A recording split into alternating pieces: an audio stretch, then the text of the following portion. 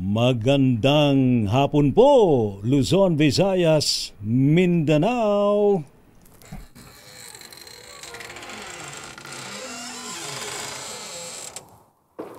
Ayan, dito po sa ating programang Break Time. Minus po sina Lakay Mayor Deo Macalma at Mr. Pecho Corpus.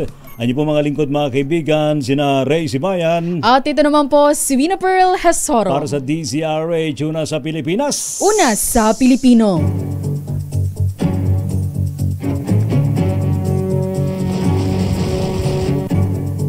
Sa ating pong headlines mga kaibigan sa programang Break Time. Nako, bad news muna. May big time oil price hike sa susunod na linggo. O yung po gumagamit po ng diesel abay tataas daw po more or less 2 piso bawat litro ang diesel, higit piso naman sa gasolina. Manila North at South cemeteries at mga libingan sa iba't ibang lugar dinadagsa ng tao ngayong undas. Mga bus terminal, Pantalan at Paliparan dinadagsa rin ho ng mga pasahero para makauwi ng probinsya. Secret Marshals ikinalat ng PNP HPG sa mga sakayan at bus terminals. DOH humapilabo ng pasensya at road courtesy para iwas disgrasya ngayong undas. Ilang sementeryo sa Bulacan hindi mabisita ng mga naulilang pamilya dahil lubog sa baha. Mga rallyista abay may temang Halloween. Ang kanilang kilos protesta kontra korupsyon sa Mendiola. Pangulong Bongbong Marcos sumabak sa serya ng APEC meeting sa South Korea. Bulkang Taal nakapagtala po ng 31 volcanic quakes. Bulkang Kanlaon 7 minutong nagbuga ng abo ayon sa PHIVOLCS. LPA sa labas ng PAR sa silangan ng Southeastern Mindanao. Mas lumawak ang tsansa na maging bagyo ayon sa Pag-asa.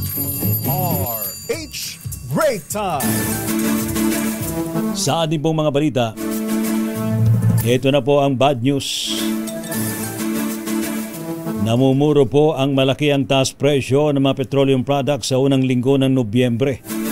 Ayon po sa Department of Energy, humigit kumulang daw po sa 1.20 piso at 20 sentimos ang maaring pagtaas sa bawat litro ng gasolina.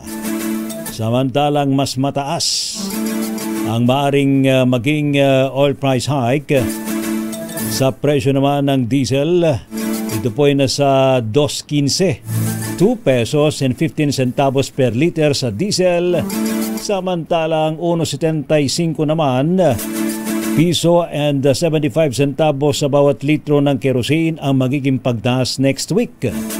Kabilang daw po sa mga nakaapekto ng ganitong patuloy na pagtaas sa presyo ng petrolyo ay ang umano'y ipinato na sanction ng Amerika, ng United Kingdom at ng European Union sa bansang Russia. Samantala, pumalo sa mahigit 22,500 katao ang maagang bumisita sa mga namayapa nilang mahal sa buhay sa Manila South Cemetery hanggang alas 2 ng hapon. Sabi sa DZRH News ni John Mark Mendez, ang OIC Director ng sementeryo, inaasahang aabot pa sa 50,000 hanggang 100,000 ang bibisita hanggang mamayang alas 9 ng gabi ngayong bisperas ng undas. Mahigit 53,000 naman na katao na ang maagang nagtungo simula noong linggo upang makaiwas sa siksikan sa November 1 kung saan tinatayang aabot pa ang undas exodus sa 600,000 hanggang sa 1 milyon. Tiniyak naman ni Mendez ang kahandaan ng Manila South Cemetery at sinabing mayroong 1,000 na deployment ang Manila Police District at 20 units ng e-trike para sa libreng sakay. Pakinggan po natin si Mendez. Magbaon po tayo ng payong, tubig, at huwag na po magdala ng kung anumang bagay na pinagbabawal. Magdala na lang po tayo ng kandila, bulaklak at rosaryo at Bible. Samantala, kinakabitan ng name tag at contact number ang mga bata para hindi mawala at nakakalat din ang medical units sa lugar. Nakumpiska naman ang halos 440 na kontrabando, kabilang ang mga patalim, sigarilyo, vape at lighter. Samantala naman, nagpakalat po ng Circuit Marshals ang PNP Highway Patrol Group sa mga sakay ng terminal ngayon pong panahon ng undas. Ayon po kay HPG Director Police Brigadier General Hansel Marantan, kabilang po sa 800 personnel nilang nakadeploy sa mga lansangan ay mga naka-undercover. Samantala ay trabaho mano naman ito ang matiyakang seguridad sa mga biyahe at maging sa transport hub ngayon pong long weekend. Samantala naman gayon din, in-inspection po na naturang HPG personnel ang roadworthiness ng mga pampublikong masakyan tulad ng mga pampaserong bus. Tinignan namin yung linis, yung plaka nila, and minessure namin yung hangin ng mga buses, yung gulong nila. And we check when it was produced, yung production ng gulong nila, tama. It should not be more than 4 years, or the most is 5 years. And then after, you have to replace that kasi it will become brittle at mag-cause pa yan ng accident. Major incidents na naitatala ang HPG sa undas period, bukod sa wala pang driver na nagpositibo sa illegal na gamot sa PITX. Samantala, ininspeksyon ni Philippine National Police Acting Chief Police Lieutenant General Jose Melencio Nartates Jr. ang mga bus terminal sa Cubao, Quezon City kagabi. Ito ay bilang bahagi ng pagbabantay para sa undas. Ayon po kay Nartates, maaga nilang tinutukan ang mga insidente ng petty o common crimes na maaaring bumiktima sa mga biyahero at dadalaw sa sementeryo. Aniya, ito ang dahilan kung bakit inatasan ni Nartates ang mga local police chief na magkipag-ugnayan sa mga nasasakupan hanggang sa barangay bago pa man ang long weekend. Batay po sa assessment ng acting chief, naging maayos naman ang sitwasyon sa kanyang naikot, partikular sa iba't ibang o sa mga tabi-tabing terminal sa EDSA at hiwalay na sakayan ng bus sa Farmers Mall. Pakinggan po natin si Nartates. As of now, wala tayong mabigat na banta.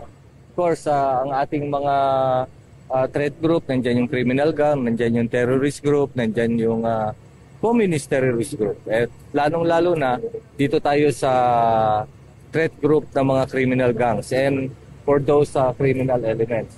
For the information of everyone, we've been preparing to deny the occurrence of crime. Paano? Hinuhuli natin itong mga repeat offenders, lalo na sa theft and robbery. At yan ho ang tinig ni PNP Chief Police Lieutenant General Jose Melencio Nartates Jr.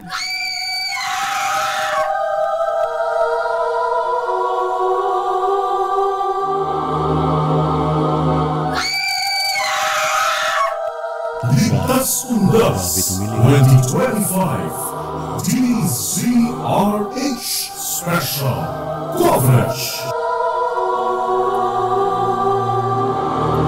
Hindi naman ikaw tumitili doon, partner. Hindi ako yan. Grabe tumili, ano? Halos nababasag yung eardrum ko. Ayan, abangan po ninyo mga kaibigan ng special coverage pa rin po. Ngayon nga po, sinisimulan na po natin ng pagtutok dyan po sa mga sementeryo, sa mga sakayan, terminal, pandalan, mga paliparan. Kaugnay pa rin po nitong Ligtas Undas ngayon pong taong 2025. Dagsa pa rin po ang mga pasahero sa mga bus terminal, pandalan at paliparan ngayon pong Biyernes kasabay po ng pagsisimula ng undas sa long weekend. Mahaba na po ang pila sa mga ticket booth para po sa biyahe patungong Laguna, maging dyan po sa may Batangas, Quezon at Mindoro hanggang kanina pong umaga sa PITX at hanggang kanina sa report ni Noche Kakas sa Rapido Hataw Balita. Ano po? Ayon po sa pamunuan ng terminal, umabot po sa may halos 200,000 ang bilang po ng mga pasahero sa PITX. Ito po yung naitalahuyang kahapon at maring mas higit pa ngayon pong araw na ito. Ano po? Na itinuturing nga pong pinakamataas para po sa undas season. Tinatayang muling papalo daw ho sa humigit kumulang sa 180,000 hanggang 190 to 200,000 ang bilang po ng mga biyahero ngayon pong araw. Tuloy-tuloy din po ang pagdating ng mga pasahero sa Batangas Port kung saan inaasahan pong aabot sa rurok. Inaasahan na pong aabot sa rurok ang passenger volume ngayon pong bisperas ng undas. Samantala, maaga rin pong nagsidatingan ng mga biyahero sa Ninoy Aquino International Airport sa Pasay para makaiwas sa abala sa seguridad at check-in, maging sa posibleng delay sa kanilang mga flight. Inaasahan pong lalo pa ang dadami ang mga uwi po sa probinsya hanggang mamayang gabi sa huling bugso ng biyahe bago ang araw mismo ng undas. Natatawa ka. Samantala, nagpakalat ng higit 1,500 na tauhan ang Philippine National Police Highway Patrol Group sa mga transport hub, habang mahigit 50,000 na police ang naka-heightened alert sa buong bansa. Nag-inspeksyon din sa mga pangunahing transport hub at mga lansangan sa paligid ng sementeryo si HPG Director Police Brigadier General Hansel Marantan. Ayon ho sa general, wala naman silang nahuling kolorum malapit sa mga terminal ng bus isang araw bago ang All Saints Day, ngunit nagbabala pa rin na maaaring humarap ang mga ito sa mataas na multa. Pakinggan po natin si Marantan. Nag-usap na kami ni Asik Lacanilaw na we have to tighten up yung operation against sa mga colorum. That's not only impacted the economic angle of the country, but wala silang responsibility. At yan ho ang tinig ni HPG Director Police Brigadier General Hansel Marantan.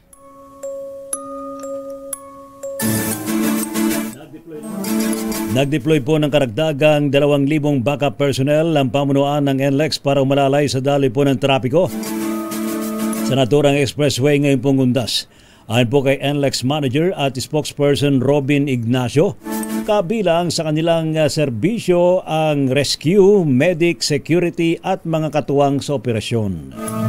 Bukod po sa mga personnel, ipinatupad na rin ang counterflow mula Valenzuela Tollgate patungong Marilao, Bulacan at mula rin sa San Fernando patungong Dao, Mabalacat, Pampanga para daw ho maibsan ang matinding traffic. Samantala, natapos na ang rurok ng exodus ng mga biyahero sa Metro Manila na magsisipag-uwian sa kani-kanilang mga probinsya ngayong undas. Ayon po sa monitoring ng MMDA Swift Traffic Action Group, kagabi na itala ang pinakamaraming bumiyahe pa uwing probinsya mula NCR para sa taong ito. Dahil po dito, nakatuon na ngayon ang buong pwersa ng MMDA sa pagtitiyak ng seguridad ng publiko sa mga pangunahing mga sementeryo sa Metro Manila.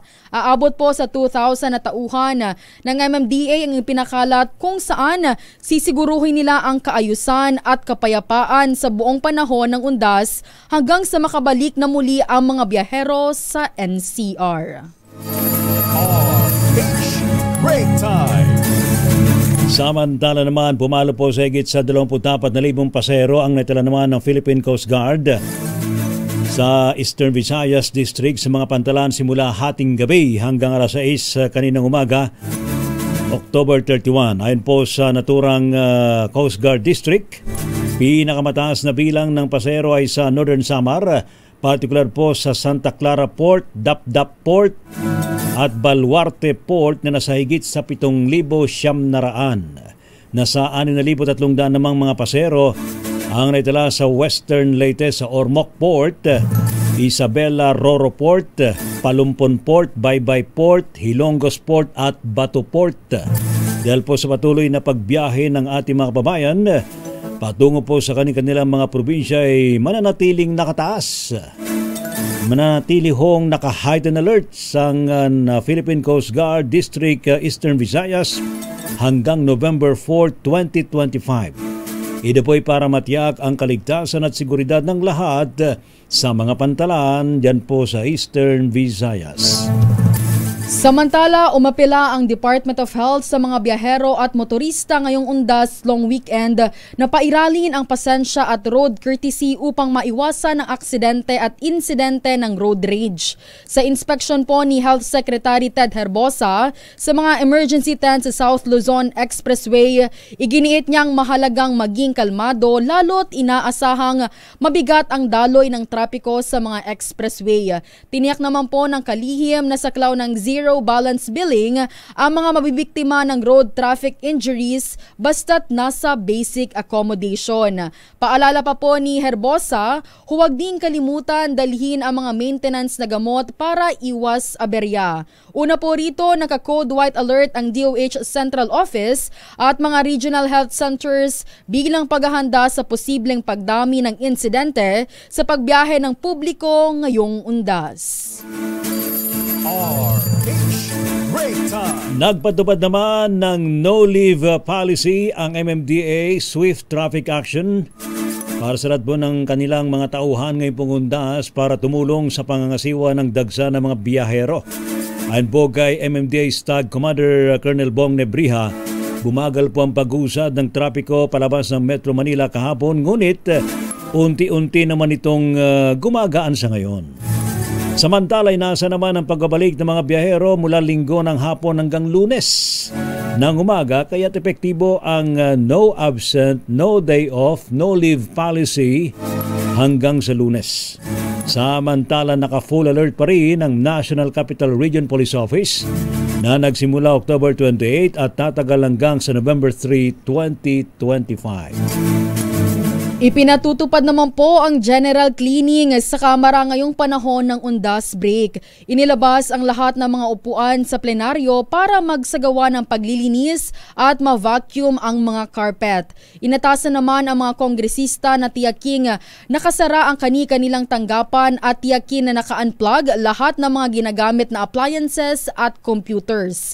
Nakikiisa po ang Kamara sa pagunita sa undas, kasabay ang paalala na mag-ingat sa mga babiyahe at tiyaking ligtas ang mga bahay at prioridad ang seguridad ng mga pamilya. Magre-resume po next week ang pasok sa mga opisina sa Kamara. RH Break Time. Standby pa rin po sa iba pang mga balita, mga kaibigan, sa programang Break Time ngayon pong bisperas ng undas. Paano ka ba manakot?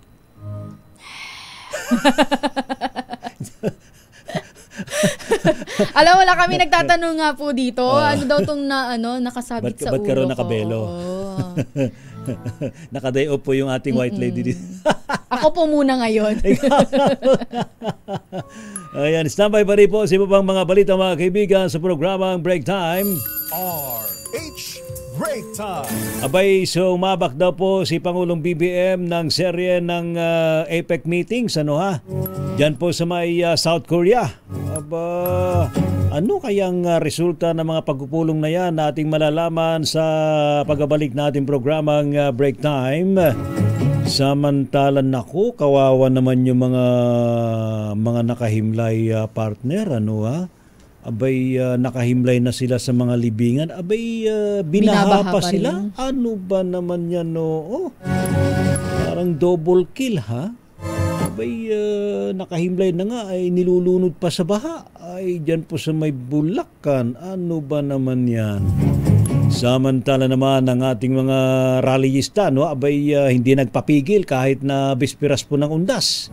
Tuloy ang protesta kontra korupsyon.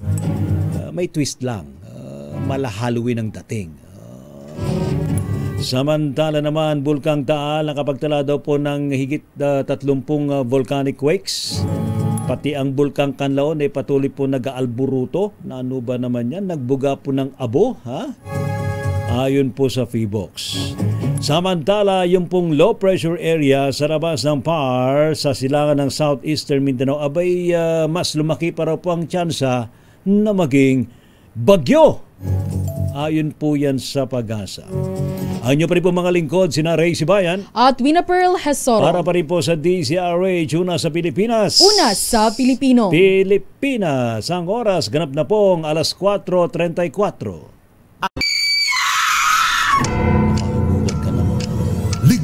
Undas 2025 DZRH Special Coverage.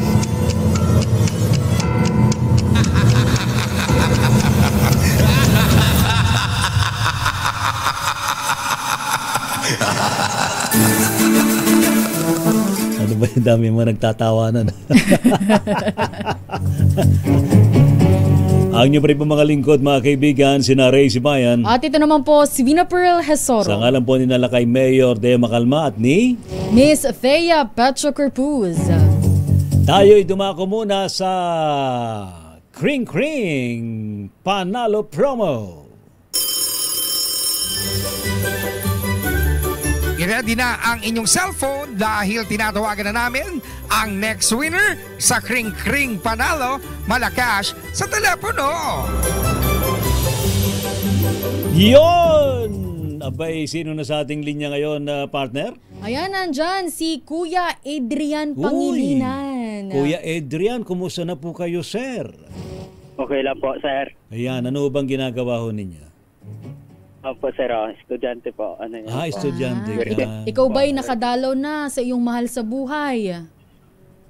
Opo, kanina po. Ay, buti naman. Kasi kapag hindi ka nakadalaw, ikaw ang dadalawin. Oo. Di ba? Natawa tuloy. Hindi ka ba natatakot dalawin ng mga multo? Natakot. Natatakot daw siya, lakay. Matatakot. O sige na. Partner, take it away. Ay, eto na, Kuya Adrian. Isang tanong lang para manalo ka na nagkakahalagang 500 pesos. Para ay mong banggitin. 500 piso hong tumataginting. Isang tanong lang po. Yan, ang gagawin pa lang ninyo, Sir Adrian, sagutin ang tanong ni partner Wina. Ang tanong natin, Kuya Adrian, ano po ba ang kauna-unahang radyo sa Pilipinas na inyo pong pinakikinggan? DZRH po. Wow. Walang patumpik-tumpik, lakay. Ba, ang bilis Music tuloy. Ang galing. Congratulations, Sir Adrian, ha? Standby ka lang dyan at para maihatid sa iyo ang yung tumataginting na 500 pesos na premyo. Salamat po. RH Break Time. Standby muna sa ating mga report. Mamaya magkakaroon din tayo ng update, partner, mula sa iba't ibang mga libingan. Ang pinakamalaki dyan sa Manila North Cemetery. Meron din dyan sa may Manila South Cemetery. At yung iba pang public cemeteries kung saan nakatutok na rin po ang ating mga magigiting, masisipag na mga reporter. Sa ating pa rin po mga balita, sunod-sunod ang naging meetings ni Pangulong Ferdinand Marcos Jr. sa ginaganap na 32nd APEC Summit sa South Korea. Formal pong tinanggap kanina ni President Lee Jae-myung, chairman ng 2025 APEC, ang heads of delegation, kabilang po si Pangulong BBM, dyan po sa may Hwabaek International Convention Center sa Gyeongju. Matapos ito'y agad namang nagsimulang Session 1 ng APEC Economic Leaders Meeting sa pagharap po sa Filipino community sa Busan. Busan ha? Binigyan din po ni Pangulong Bongbong Marcos Jr. ang kahalagahan ng pakikibahagi sa APEC Summit. Dito nagkakaisa mga bansa sa rehiyon para pag-usapan kung paano natin mapapalakas ang ating mga ekonomiya. Mas mapapabilis ang palitan ng produkto at serbisyo at masisiguro na ang bawat mamayan, lalo na ang ordinaryong Pilipino na may maliliit na negosyo, ay sila ay kasama sa ating pag-uunlad. Para sa Pilipinas, malaking tulong ang APEC. Pinag-usapan sa APEC kung paano mapadali ang pagpapasok sa negosyo. Mas maraming negosyo, mas maraming trabaho. Mas maraming trabaho, mas maraming oportunidad at mas matibay na ekonomiya para sa ating mga pamilya. Yan po mga kaibigan, si Pangulong Ferdinand Marcos Jr. Samantala, nagsagawa ng Halloween-themed na kilos protesta ang bagong alyansa Makabayan at kanilang mga kaalyadong grupo sa Menjola malapit sa Malacanang ngayong Biyernes. Unang nagtipon sa FEU Moraita ang mga kalahok ng protesta, saka nagmarcha patungong Menjola. Ayon po kay SecGen Mong Palatino, layo nitong mapakita sa malikhaing paraan ang katiwalian sa gobyerno na nilarawan bilang mga halimaw ng korupsyon sa burokrasya. Sa programa, ipinakita ng mga demonstrador ang mga tinaguriang monstrous corrupt officials at ang pinsalang dulot ng impunidad at korupsyon sa mga karaniwang mamamayan. Dagdag pa po ng grupo, simbolo rin ng naturang protesta ang pakikibaka ng taong bayan laban sa mga demonyo ng korupsyon sa loob ng pamahalaan. Samantala, update muna mula sa Palasyo ng Malacanang. Pangulong BBM, ipinagutos daw po ang maigting na pagbabantay ngayon pong panahon ng undas. Ating alamin ng report mula kay RH14, Let Narciso. Miss Let. Ray, Wina, tiniyak ng Malacanang na nakabantay ang pamahalaan ngayong undas. Sa press briefing sa Korea, sinabi ni Palace Press Officer Claire Castro na bago umalis si Pangulong Ferdinand Marcos Jr. sa Pilipinas patungong South Korea para sa 32nd APEC Summit, ay ipinag-utos nito sa kaukulang mga ahensya ang kinakailangang paghahanda.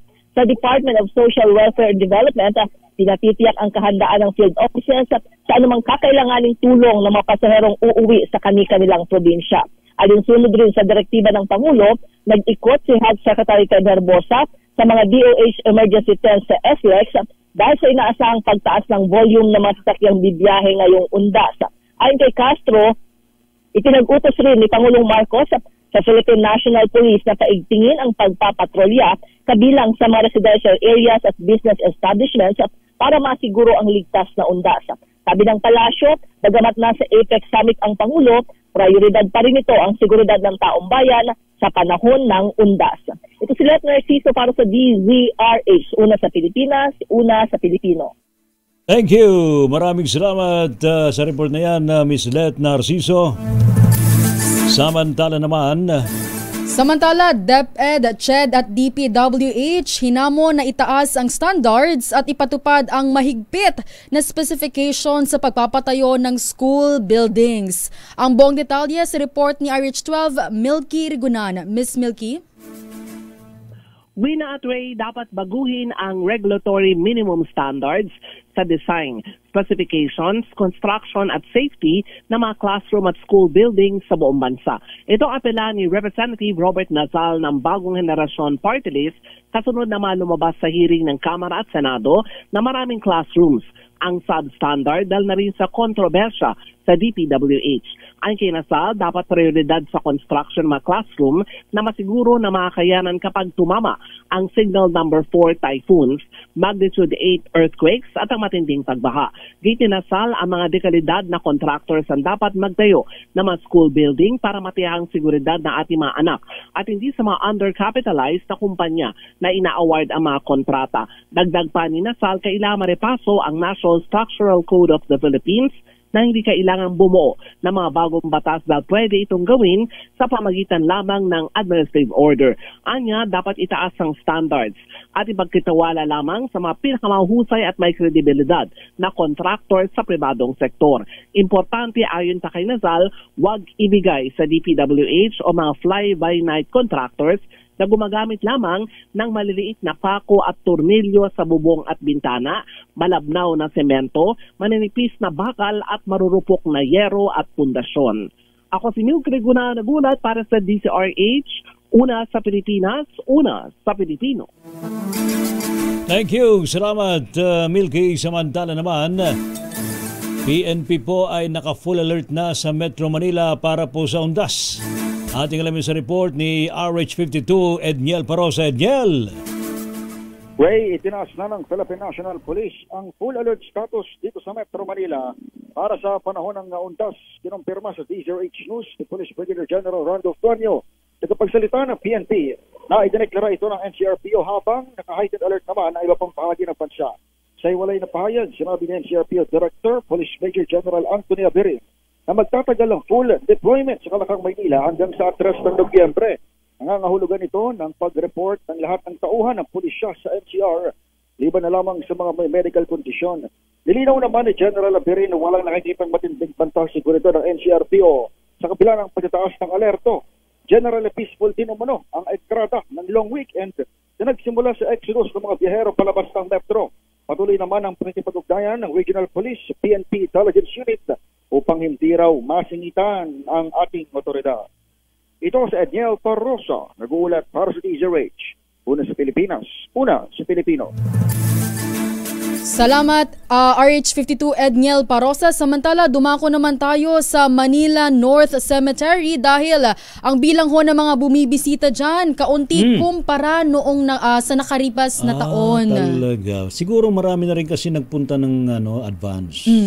Pakinggan Ilang natin. araw bago mismo ang undas. Yan, alamin natin sa report ni RH29, Boy Gonzales. Boy? Lakay, kaunti lamang ang bilang ng mga bumisita dito sa Manila North Cemetery ngayong bisperas ng undas kumpara nung mga nakalipas sa taon. Ayon kay Lieutenant Colonel Rex Layog, Hepe ng Manila Police District Station 3 at Ground Commander dito, umabot lamang sa alos 54,000 ang bilang ng mga pumasok ang sementeryo as of 4 p.m. ngayong hapon. Kumpara nung nakalipas sa taon, umabot sa higit 100,000 ang bilang ng mga bumisita sa kaparehong panahon. Sa kabila nito, tuloy pa rin maayos at tahimik ang sitwasyon sa sementeryo bagamat may mga ilang manang dumalaw at taglinis ng puntod sa kanilang mga masabuhay. Inaasahang may mas dadaksa pa ang mga tao bukas na November 1 sa mismong paggunitahan ng undas. Patuloy naman ang maigpit na pagbabantay ng mga otoridad upang matiyak ang kaligtasan at kayusan sa loob at paligid ng sementeryo. Ito si Boy Gonzales para sa DZRH, una sa Pilipinas, una sa Pilipino. Thank you, Boy Gonzales, sa iyong report. RH Break Time. Samantala naman, ilang gwardiya daw po ng PITX sabay nakaranas daw po ng pagmumura. Mula sa ilang pasaherong matitigas ang ulo. Ayaw magpa-check ng kanilang bagahe. Grabe naman. Pwede namang dapat wag kayong kasi protocol po yan. At yan para na rin for safety purposes. Kaligtasan ng lahat. Ayan, ating alamin sa report ni RH27 live from PITX Noche Cacas. Noche. Tama ka dyan, Lakay Ray at Wina.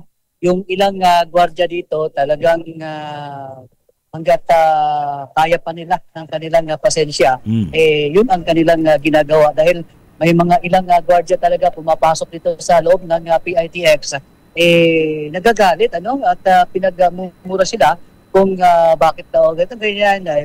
Meron naman daw aparato dito, pero siyempre para matiyak yung seguridad na dito sa loob ng PITX at maging yung mga mananakay na pauwi ng probinsya, kailangan nilang gawin, isa-isahin ang pag-check ng bagahe na pumapasok ng mga pasahero dito sa PITX. As of 4 p.m. Lakay Ray at Wina, nasa 120,554 na ang bilang ng mga pasahero na dumaan dito sa PITX. Yung iba uuwi ng probinsya, yung iba naman ay dito lang sa Metro Manila, at yung iba naman ay galing ng probinsya at dito naman sila magulita ng undas Metro Manila at yung ilang probinsya na karamihan NCR. At in place pa rin dito yung mga canine dog. Nagpalit na sila ng mga tauhan ng canine dog para mag-check na mga bagahe na pumapasok pa dito sa loob. Kasi nais ng PITX na ma-secured yung pasahero na pauwi ng probinsya. Nandito rin yung mga taga-MMDA, yung first aid station ng MMDA, in place pa rin, pati yung mga kapulisan natin, yung kanilang ligtas sa undas naman 2025, yung Unified Emergency Hotline, paalala pa rin ng PNP, yung dial 911. Kaling mayroon kayong kahina-hinalang kasamahan o katabi sa loob ng bus pwede nyo dial ng ang 911 para ma-assistihan ng kapulisan. Medyo mabagal lang kay Ray at Wina yung mga pasahero, yung bilang. Dahil karamihan na pumapasok dito, yung iba may mga ticket na, yung iba, meron tayong napansin kanina dito sa labas sa Lakay Ray at Wina na alok ng biyahe papuntang Bicol, Colorum. So yun nga dapat bantayan. In place naman din dito yung mga tauhan ng Highway Patrol Group, yung South District. Sila din ay nagbabantay pero may mga patago talaga. Alok, yung mga ayaw sumakay dito na ayaw i-deposit yung kanilang mga gamit na mga prohibited items, hindi na sila pinapapasok dito, sa labas na lang sila dahil sa ibang bus terminal hindi naman ganun kahigpit, pero dito sa PITX kaya paragi pa rin paalala ng PITX na kapag kayo ay dumaan dito sa PITX, huwag na huwag kayong magdadala ng mga prohibited items dahil taon-taon naman yan, taon-taon rin naman kayo umuwi, tahigpit talaga at kinukumpiskat talaga yung mga gamit na yan. So may mga nakausap tayo na may mga walk-in passenger nagbabakasakali ng probinsya, Bicol, wala silang ticket, walk-in, baka sakali daw makachamba sila na mga pasahero na nag-cancel ng kanilang biyahe. So yun ang sitwasyon ngayon dito sa PITX, Bisperas ng Undas. Kasama natin si Jeff. Ano po pa? Teka, ito yung taga-MMDA. May narespondihan doon ba kayo kanina? Mga nahihilo? Na po, simula kaninang alas 7 po ng umaga, wala pa naman po. Wala naman. Buti at least, batiin mo yung mga kasamahan mo. Yan, oo. Sino ba yung mga kasamahan mo? Katahapon po, binabati ko po ang mga kasama ko sa MMDA Road Emergency Group, especially Delta Group. Eric Saime, Madel Abaw, at Ms. Annalise Hernandez po. Salamat po. Iba daw apelido eh. Iba yung nabanggit mo. Ano daw? Iba daw apelido eh. Ano pangalan? Okay. Annalyn. Okay. So yan sila yung mga rumiresponde sakaling meron mga nahihilo at kailangan ng first aid, sila agad yung mga tumatakbo. Pero ito yung mga tropa natin. Saka yung mga pulis dyan sa paligid, Saka yung mga pulis. Oo. Shout may out. mga pulis, yung mga kapulan. Kaya, ito. Para naman ito. Sir, halika. Ganahan sa kanilang pagtupad sa tungkulin. Para batiin naman kasi sila yung mga pagkilala sa kanilang ginagawa ngayon. Ito, kumusta yung pagbabantay ninyo sa kabuhan ito, Bisperas? As of now, peaceful naman yung situation ngayon. Walang untoward incident? Wala naman. Meron ba pasahero na amoy alak? Wala pa naman. Sana wala naman. Salamat po mga sir. Okay, maraming salamat kayo si Patrolman Lorenzo. Batiin mo yung mga kasamahan mo din. Mga kasamahan mo, sino-sino yung mga kasamahan mo? Tingin kayo sa TV, yan. Pinabati ko yung mga nakasign dito sa PITX saka sa ibang terminal. Ayun lang. Okay, so Parañaque City Police Station, Police Assistance Desk, nandito sila at talagang sila din ang tumutulong hindi lang pagbabantay sa seguridad, pati yung mga pasahero na kailangan inaakay nila papunta sa bus unit dito sa loob ng PITX. So yun ang sitwasyon. Babot na sa 120,554 yung foot traffic na pasahero, o ibig sabihin yun yung mga kababayan natin na dumaan dito sa loob ng PITX. RH 27, Noche Cacas DCRH, una sa Pilipinas, una sa Pilipino. Thank you, Noche Cacas. Makibalita naman tayo sa Forest Lawn Memorial Cemetery dyan ho sa Montalban, Rizal, dahil andyan po ang ating kasamang si James Maldonado. James, kamusta na dyan? Marami na bang tao ang dumating? Bibisitahin ang kanilang mahal sa buhay? Sa magandang hapon sa inyo, Lakay Ray, Miss Wina. Sa ngayon ay talaga namang dagsana ang ating mga kababayan na pupunta mula dito sa Forest Lawn Memorial Park. Alam mo, kaninang umagi talagang medyo bahagya pa ang pagpunta ng ating mga kababayan para bisitahin ang kanilang mga puntod. Pero ngayong mga alas 4 ng hapon ay talaga namang dagsana. Dahil talaga para bagang inintay lang lumubog ang araw dahil kanina sobrang init dito sa aking kinilalagyan. Pero ngayon, kapansin-pansin mo na yung doble na ang mga pumapasok ng mga sasakyan magmula sa Batasan Road papasok dito sa Forest Lawn Memorial Park. Sa ngayon ay mapapansin ngayon dito na ay nasa 2,000 na mahigit ang mga bilang ng tao na siyang nandito ngayon sa Forest Lawn Memorial Park, Montalban, Rizal, na kung saan ay talagang dito ay meron silang dalang tent at iba dito ay talagang ginawa pang family reunion at bonding ang pagkakataong ito para makapiling ang kanilang mga mahal sa buhay na hindi na nila or katulad na nga lang aking kilala kanina na medyo taon-taon daw sila ito ay kanilang ginagawa para dito ay pagdiwang kanilang reunion sa pagtatagpo sa kanilang pundot sa kanilang mga mahal sa buhay.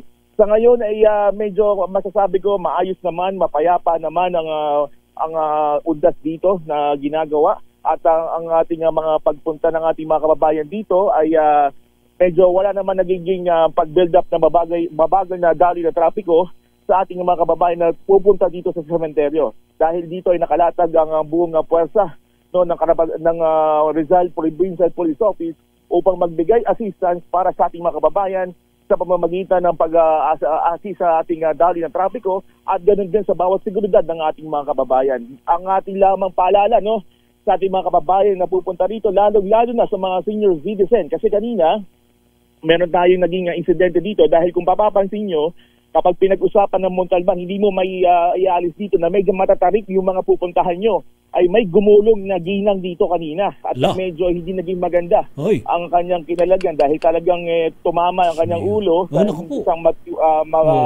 matyas na bagay dito. Kaya naman dapat po kung kayo po ay tutungo dito dahil pero natulungan naman James, natulungan naman ng rescue. May mga first aid responders ba dyan? Sa ngayon, naka-standby naman ang ating mga ambulansya buti dito naman mula sa mga sektor ng Philippine Red Cross kung aking dokonek ng amali at ibang mga LGU sector na kung saan ay nandito upang mga magbigay alalay sa ating makababayang bibisita. Sa kanina ay nalapatan naman agad ng first aid at according sa aking natanggap kaninang update, dinala na sa ospital itong senior citizen na talagang medyo mahaba yung kanyang inikutan dahil talagang patarik kasi ang mga burol dito, ang mga lugar dito kung ikaw ay bibisita sa iyong mga pundo dito. Laki Ray. Thank you. Salamat, James.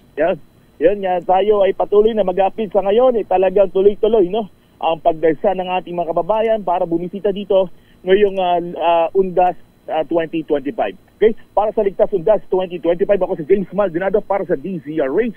Una sa Pilipinas, una sa Pilipino.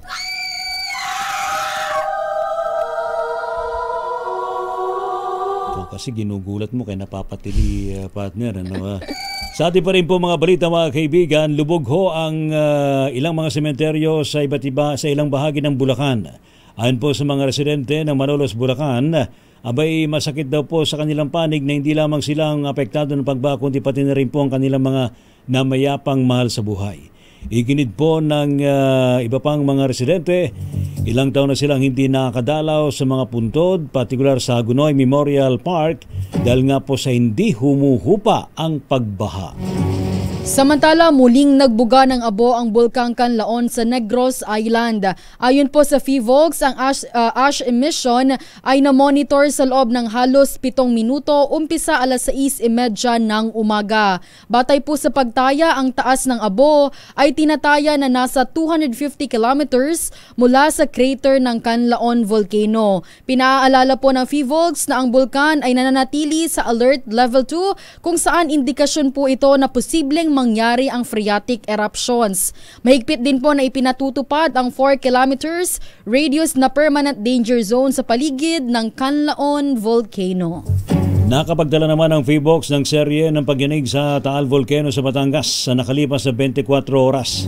Ayon po sa PHIVOLCS na monitor daw pong 31 volcanic earthquakes at 13 volcanic tremors sa bulkan na tumagal ng 1 hanggang 3 minuto.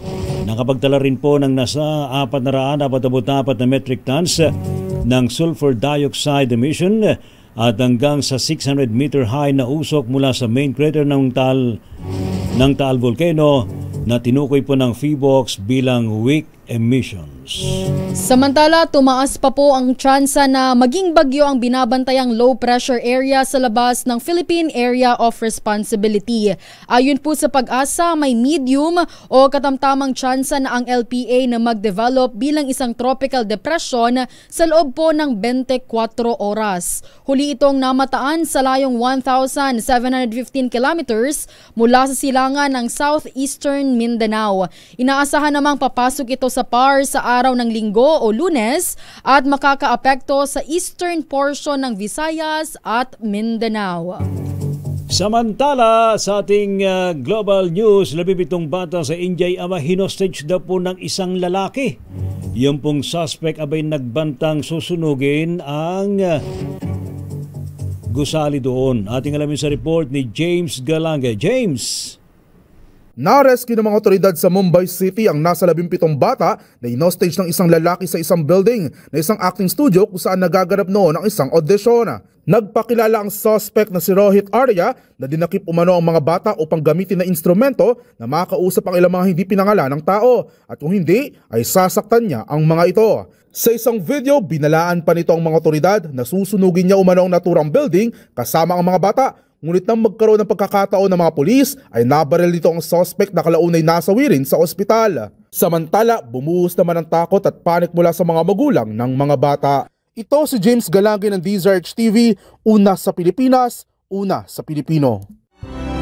James Galange, samantala sa ating showbiz report, burol ng anak ni Kim Atienza na si Eman bubuksan sa publiko. Ang detalye sa report ni Angelica Cosme. Bubuksan sa publiko ang burol ng yumaong content creator na si Emmanuel Eman Atienza. Ito ang inanunsyo ng kanyang amang si Kim Atienza. Batay sa post ng veteran TV host, ibuburol ang labi ng dalaga sa Chapel 5 ng The Heritage Memorial Park sa Taguig. Bukas ito sa publiko ng November 3 and 4 mula alas 12 ng tanghali hanggang alas 10 ng gabi. Si Eman ang bunso sa tatlong anak ni Kuya Kim at Felicia Atienza. Sa pamamagitan naman ng Facebook Live, nagpaabot din ng pasalamat ang lolo ni Eman na si dating Manila Mayor Lito Atienza sa lahat ng mga nakikiramay sa kanilang pamilya.